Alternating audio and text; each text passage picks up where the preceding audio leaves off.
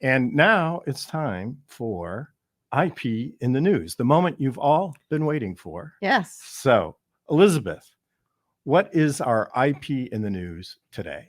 Well, Apple has come up with a new pair of glasses. I don't know if you guys remember Google Glass. I remember Google glasses. I never got any. I don't even think I knew anybody those who just had kind them. of crashed and burned. I met one guy that worked at Google that was wearing a pair of them when he came to a meetup event. Oh, really? Yeah. But otherwise, I never saw anybody. But now Apple's taking a crack at this. Right. It was only a matter of time. They have an issued patent on it. And it's really kind of interesting what these glasses are supposed to do. Yes. Well, please tell us. Well, the thing that I thought was the most interesting, I mean, they're supposed to do a bunch of different things, but is they can tell where you're looking. So you can tell where you're glancing. They track your eye movement. I don't know. I mean, that's just like too much information. I guess if you walk into a store and they would want to see what products on what shelves you're looking at. Yeah, but that's benefiting them, not you. But the one thing that would be of a benefit to somebody like me is that they do have GPS built in. That's right. When we're wandering around New York City and we can't find the restaurant, then maybe that'd be better than the headphones. But you know, and they say they can go opaque, so you can use them for meditation or for sleeping.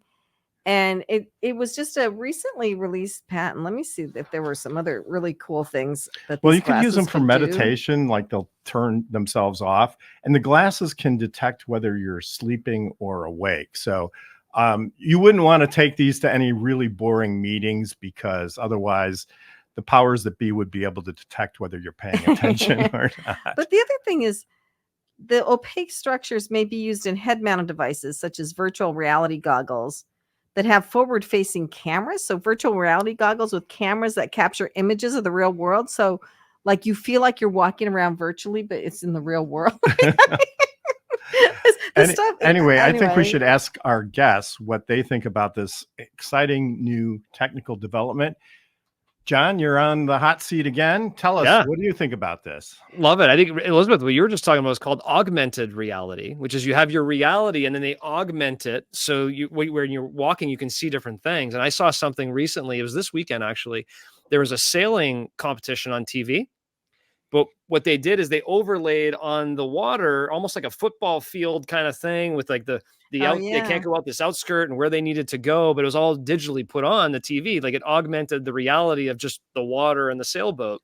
And so that's what I think is coming, is augmented reality through these glasses, where you actually are walking down the street. You do see the sidewalk, you do see the people walking by you, but as you look up at the store and look at the shoes in the shoe store, it'll be like, oh yeah, here's how much these shoes cost, and here's what this is, and a whole bunch of different things. That makes sense. And Richard, what you just mentioned already exists.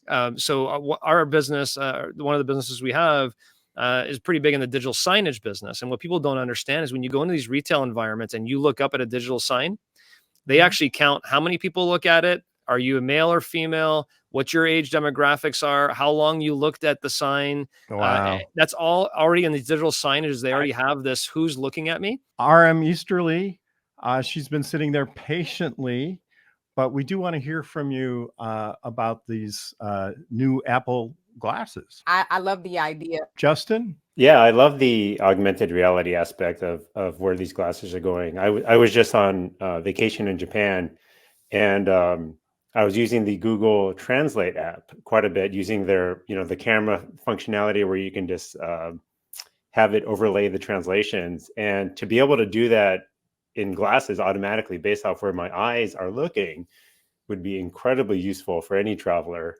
especially where you're not able to read the local language. So I could see the ability to track your, where you're looking to be an important IP for the Apple glasses. If you put it in that kind of context, it has a real practical benefit.